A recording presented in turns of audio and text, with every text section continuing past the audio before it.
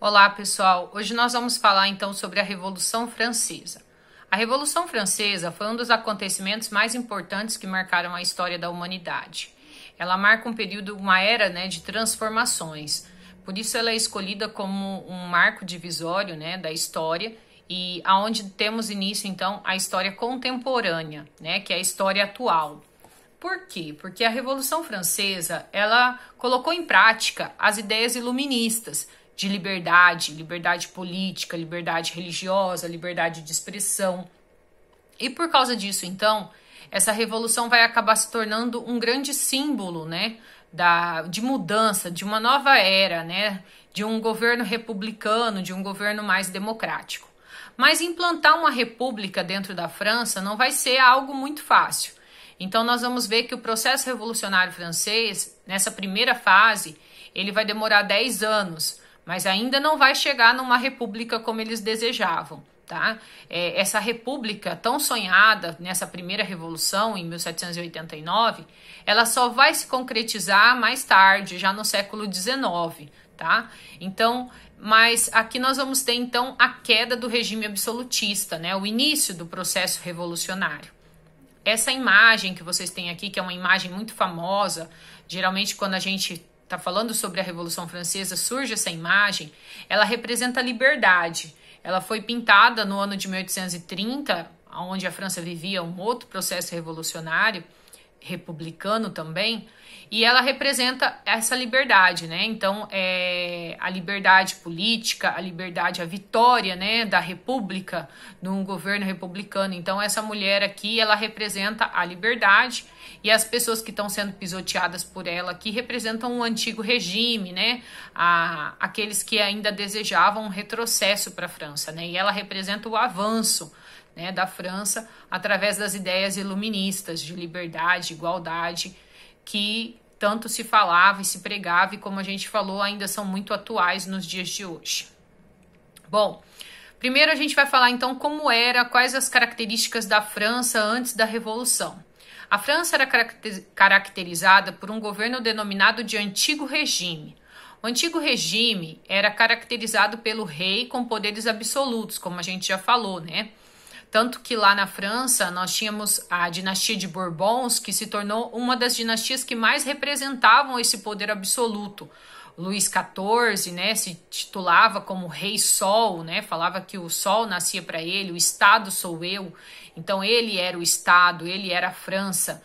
Então essa ideia de idolatria, de idolatrar o rei como se ele fosse um deus. A sociedade francesa era uma sociedade estamental, aonde a posição do indivíduo era determinada pelo nascimento. Então, isso dificultava a ascensão social dos outros grupos. Se você nascia camponês, ou filho de burguês, ou filho de artesão, você não era reconhecido dentro da sociedade. A sociedade privilegiava o clero e a nobreza. Então, o clero e a nobreza eram isentos de pagar impostos. No caso, o clero era a Igreja Católica e os nobres eram os antigos senhores feudais, a nobreza palaciana, que vivia ainda no palácio do rei, que usufruía de todos os privilégios, roupas caras, comidas caras, vinhos caros, e não pagavam nada por isso, tudo às custas do povo. Então, essa é a característica do antigo regime. A França tinha uma economia mercantilista, como nós já falamos também, aonde o governo exercia uma forte influência, uma intervenção muito forte dentro da economia. Aqui nós temos uma imagem que representa, então, a sociedade francesa, dividida em primeiro estado, que é o clero. O clero era dividido em alto clero e baixo clero. Alto clero era quando pessoas da nobreza queriam entrar para a Igreja Católica, elas se tornavam bispos, arcebispos, cardeais, que são cargos importantes da igreja. E o baixo clero eram monges, padres. Então, quando você era do povo e queria entrar para a igreja, você ia para o baixo clero, certo? O segundo estado era formado pela nobreza. Dentro dessa nobreza, a gente tinha a nobreza que vivia no palácio do rei, a nobreza que vivia ainda, os antigos senhores feudais, ainda no campo, na área rural, E a nobreza de toga, que eram ricos burgueses que não nasciam nobres, mas que compravam o título de nobre. Então, quando a pessoa era muito rica e ela queria ser nobre, ela casava, comprava, né, o dote e acabava então conseguindo o título de nobre, mas eles eram classificados como nobreza de toga, tá? E a maioria da população era composta pelo terceiro estado, que eles chamavam. O terceiro estado era o restante. 80% era camponeses e operários, trabalhadores urbanos, que lá na França eram apelidados de sans-culottes, calças curtas, né? E nós tínhamos também os artesãos, né, que eram os comerciantes, donos das oficinas de artesanato, né, os mestres, e a burguesia, que eram banqueiros, né, que emprestavam dinheiro a juro, ou grandes empresários já que tinham grandes empresas que produziam, ainda era manufaturada, né? A França ainda não tinha vivido a Revolução Industrial, o trabalho ainda era mais manual do que através de máquinas, mas já tinham grandes fábricas que trabalhavam através da produção maquinofaturada, que a gente chama, né? Então, assim, se organizava a França, economia, sociedade, política antes da Revolução. Bom, a França, então, vai enfrentar uma forte crise. Essa crise vai ser gerada por altos gastos do governo. O governo gastava demais. A dinastia de Bourbons, a família de Bourbons, era uma família que ostentava muito luxo, né? Muita riqueza, joias, vestidos caros, festas, roupas importadas, comidas importadas, vinhos importados, isso tudo custava muito caro. Então, manter a nobreza, manter o governo, a família real, custava muito caro para a população, para o povo, né? Muitos impostos. Além disso, a França vai perder uma guerra contra a Inglaterra. Essa guerra foi chamada de Guerra dos 7 Anos. E essa guerra vai trazer muitos prejuízos financeiros para a França. Ela vai perder territórios importantes na América do Norte, nas Índias. Então, isso vai acabar gerando muitos prejuízos financeiros também para a França. Aí, depois, nós vamos ter, então, a independência dos Estados Unidos. E a França vai ajudar nesse processo de independência, né? Vai mandar seus exércitos, vai se aliar às 13 colônias que vão se tornar os Estados Unidos.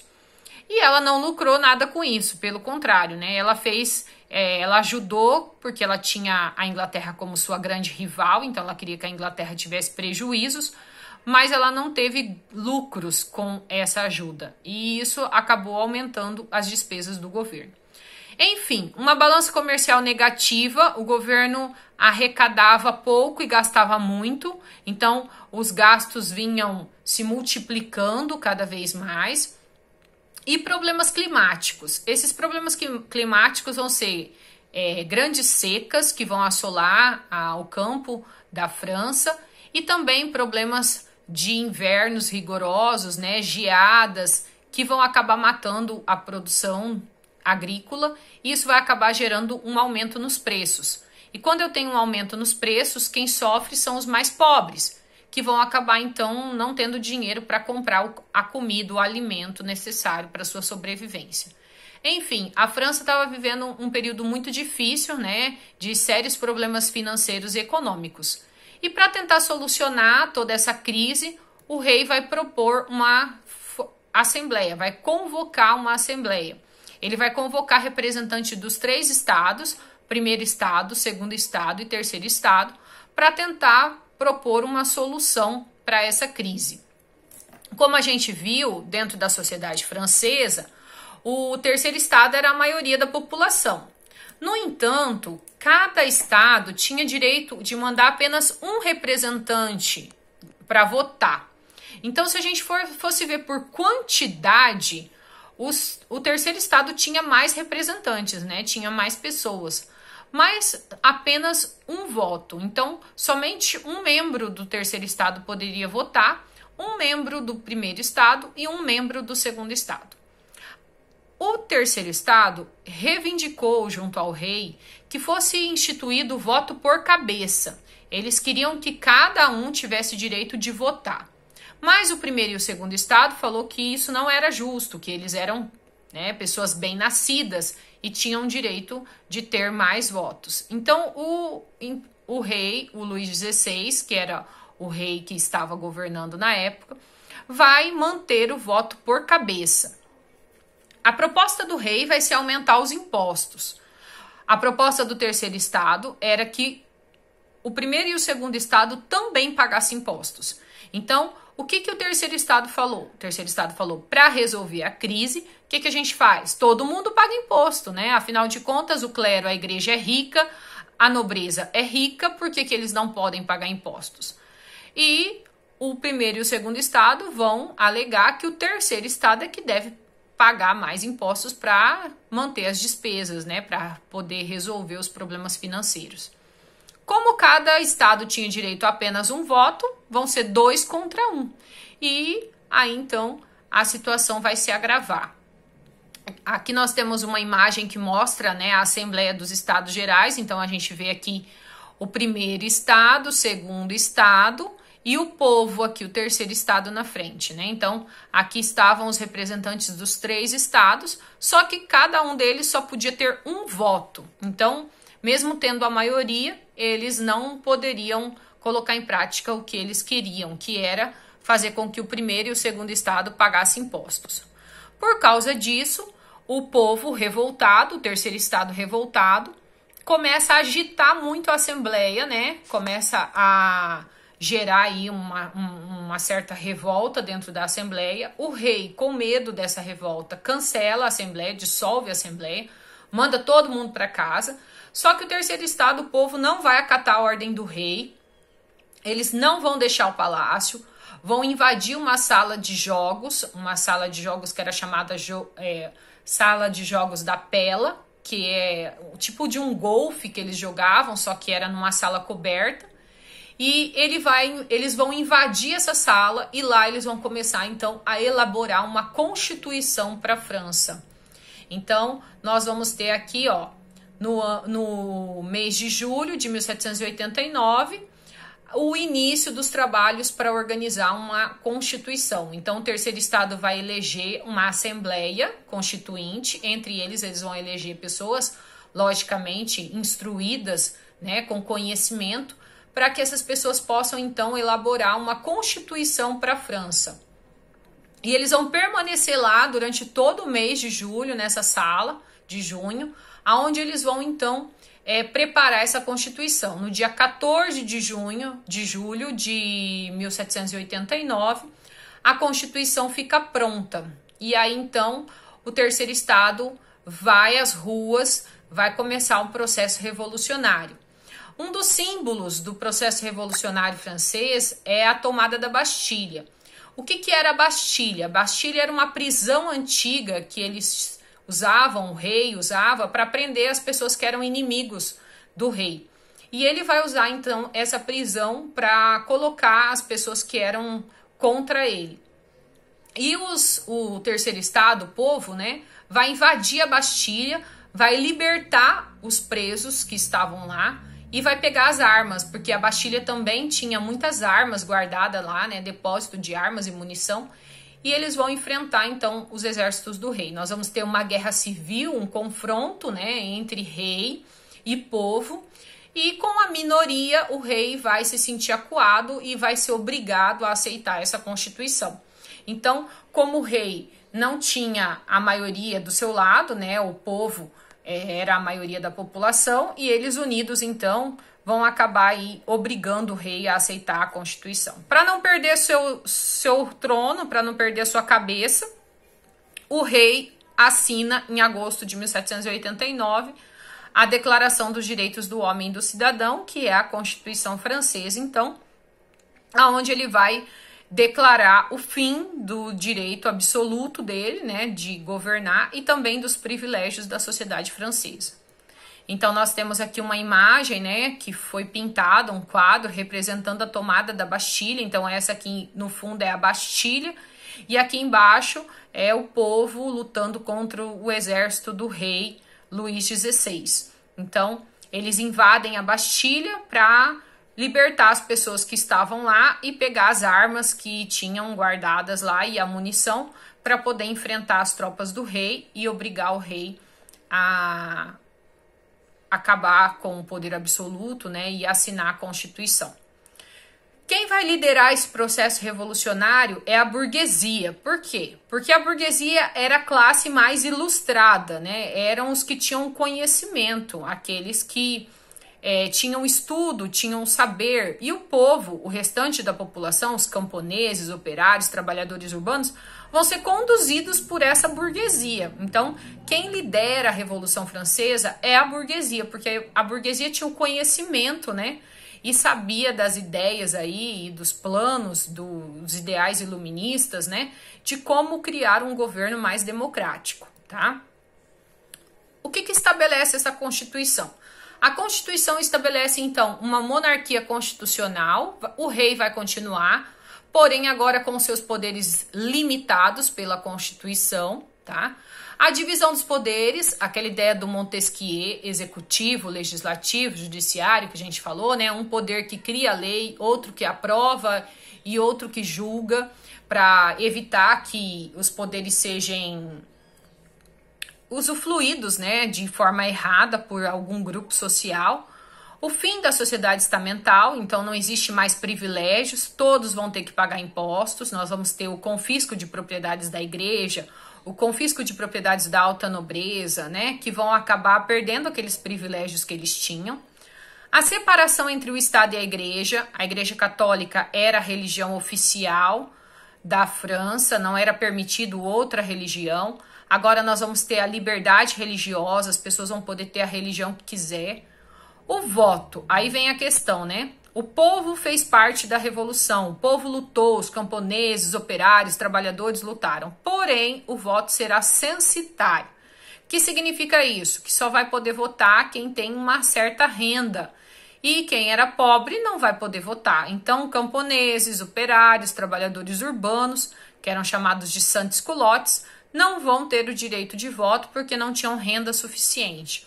Então, quem acaba aí sendo privilegiado mesmo por essa Constituição é a burguesia, né? Que antes não tinha nenhum direito e agora passa a ter o direito de fazer parte do parlamento, né? De poder auxiliar o rei no governo.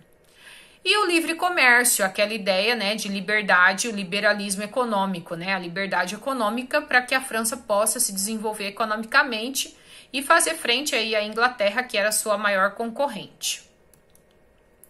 Bom, a Constituição desagradou muito o rei, mas diante da situação ele fingiu aceitar, né, a Constituição, assinou ela, mas por trás de tudo isso ele se uniu a movimentos contra-revolucionários. Por quê? Vizinhos da França, a Áustria e a Prússia, não queriam que a revolução desse certo. Por isso, eles vão iniciar uma guerra contra a França para tentar devolver o trono ao Luís XVI. A família real tinha sido presa, né, no castelo para evitar que eles se unissem a esses contra-revolucionários, mas o rei Luís XVI resolveu fugir, né, dessa situação toda que eles estavam lá aprisionados, e ele resolveu fugir para se aliar a esses exércitos contra-revolucionários da Áustria e da Prússia que tentavam invadir a França. E o rei vai ser pego tentando fugir do castelo, ele vai ser descoberto, né, em fuga, e eles então vão prender o rei e acusar ele de traição. A última batalha dos contra-revolucionários foi a Batalha de Valmy, que ocorreu em setembro de 1792, com a vitória da França. Então, os exércitos franceses vão vencer os contra-revolucionários e a revolução continua. Só que agora eles tinham um problema. O rei era um traidor, né? O rei tinha jurado obedecer à Constituição, ele tinha jurado que ele ia seguir as normas e as regras da lei, só que ele estava, na verdade, querendo se unir aos contra-revolucionários. Então, o rei vai ser levado a julgamento como traição. Vai ser organizado um congresso chamado de Convenção Nacional. A Convenção Nacional era dividida em 4 grupos políticos: jacobinos, girondinos, planície e cordilheiros. Os jacobinos eram formados pela pequena e média burguesia. Era um grupo que defendia uma república mais democrática. Eles queriam um voto para todos, o voto universal. Então, eles não queriam aquele voto censitário que selecionava as pessoas para votar. Queriam aproveitar que o rei tinha traído e acabar de vez com a monarquia implantando já uma república para todos.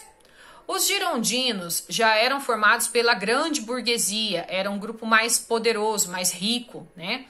Eles já eram republicanos moderados ou monarquistas constitucionais, quer dizer, eles aceitavam perdoar o rei e aceitavam que o rei continuasse, desde que fosse com poderes limitados. Então, eles não queriam um governo mais revolucionário, eles queriam, para eles a revolução já estava bom daquela forma, tá? A planície era o grupo dos indecisos, eram aqueles que mudavam de opinião conforme seus interesses políticos. Então, eles não tinham opinião formada e mudavam, uma hora eles apoiavam a ideia dos girondinos, outra hora dos jacobinos. O Cordeliers já era um grupo dos radicais, eles eram formados por operários, trabalhadores urbanos, chamados de sans-culottes. Eles já queriam aproveitar para fazer realmente uma mudança radical dentro da França.